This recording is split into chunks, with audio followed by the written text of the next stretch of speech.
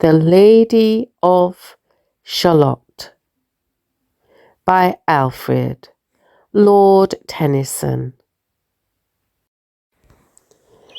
On either side the river lie long fields of barley and of rye, that clothe the wold and meet the sky, and through the field the road runs by to many-towered Camelot. And up and down the people go, gazing where the lilies blow, round an island there below, the island of Shalott. Willows whiten, aspens quiver, little breezes dusk and shiver. Through the wave that runs forever by the island in the river, flowing down to Camelot. 4 grey walls and 4 grey towers overlook a space of flowers, and the silent isle embowers the Lady of Shalott. By the margin, willow veiled, slide the heavy barges, trailed by slow horses and unhailed. The shallop flitteth silken sailed, skimming down to Camelot. But who hath seen her wave her hand, or at the casement seen her stand?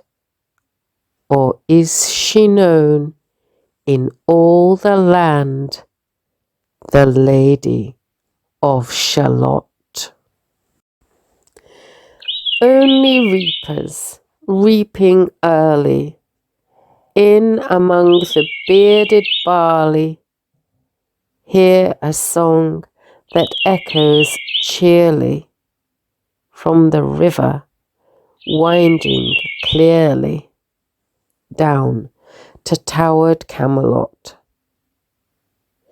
And by the moon the reaper weary, piling sheaves in uplands airy, listening whispers 'tis the fairy Lady of Shalott.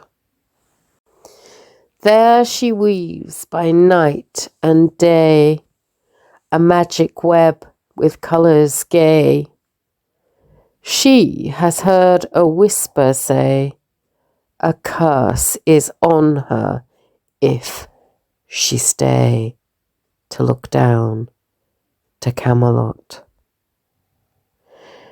She knows not what the curse may be, and so she weaveth steadily, and little other care hath she, the Lady of Shalott. And moving through a mirror clear that hangs before her all the year, shadows of the world appear. There she sees the highway near, winding down to Camelot. There the river eddy whirls, and there the surly village churls, and the red cloaks of market girls pass onward from Shalott.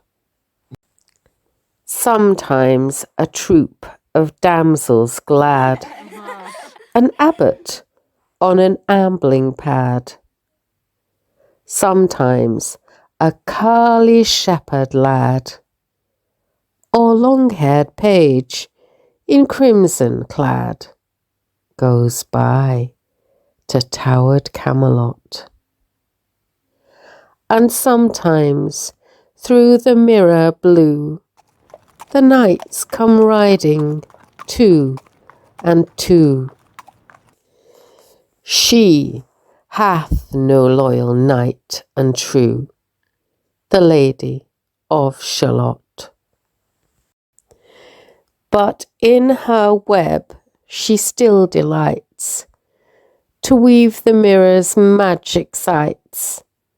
For often through the silent nights a funeral with plumes and lights and music went to Camelot.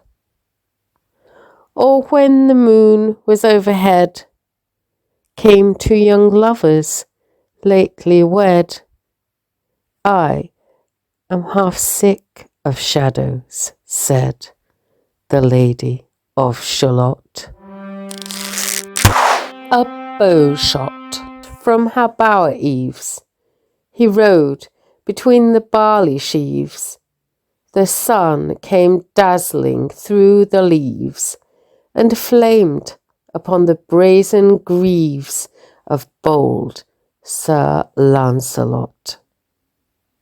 A Red Cross knight for ever kneeled to a lady in his shield, that sparkled on the yellow field beside remote Shalott.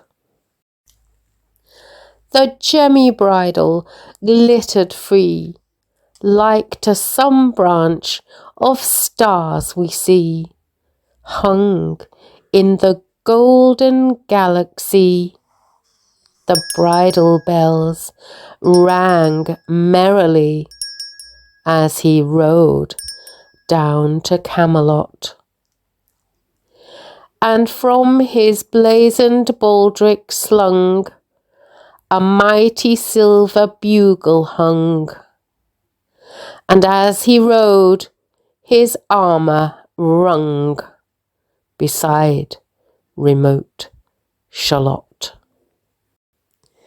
All in the blue unclouded weather, thick jewelled shone the saddle leather, the helmet and the helmet feather burned like one burning flame together as he rode down to Camelot. As often through the purple night, below the starry clusters bright, some bearded meteor trailing light moves over still Shalott. His broad clear brow in sunlight glowed, on burnished hooves his war horse trode. From underneath his helmet flowed his coal black curls as he rode down to Camelot. From the bank and from the river he flashed into the crystal mirror. Tiralira by the river sang Sir Lancelot. She left the web, she left the loom, she made 3 paces through the room. She saw the water lily bloom, she saw the helmet and the plume. She looked down to Camelot. Out flew the web and floated wide. The mirror cracked from side to side. The curse is come upon me, cried the Lady of Shalott. In the stormy east wind straining, the pale yellow woods were waning.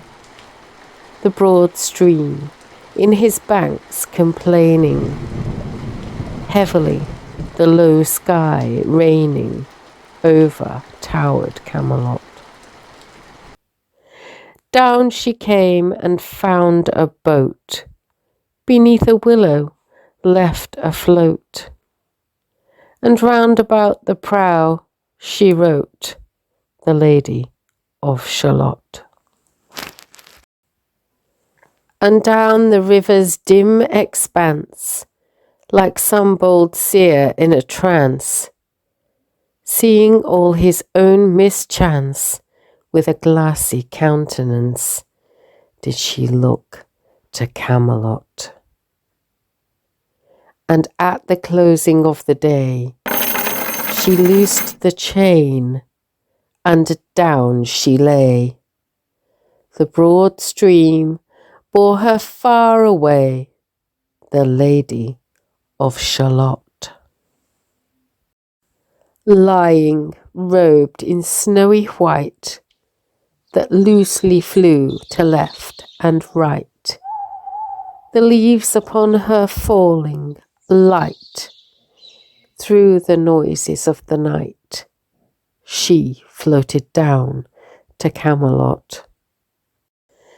And as the boat herd wound along the willowy hills and fields among, they heard her singing her last song, the Lady of Shalott.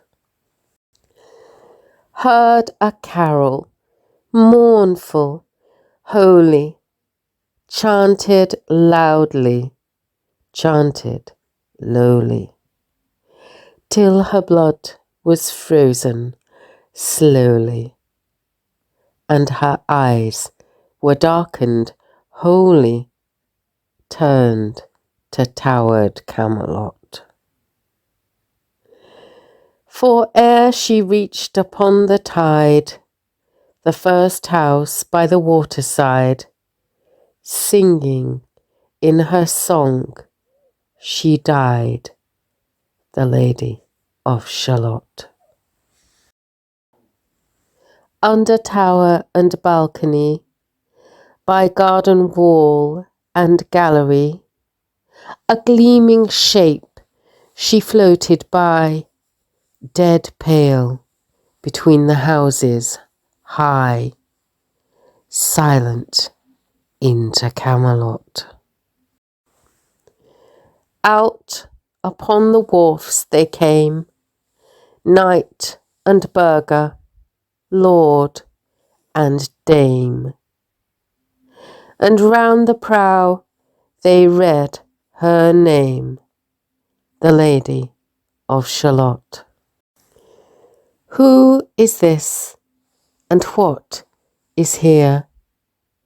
And in the lighted palace near died the sound of royal cheer, and they crossed themselves for fear, all the knights at Camelot. But Lancelot mused a little space. He said, "She has a lovely face. God, in his mercy, lend her grace, the Lady of Shalott."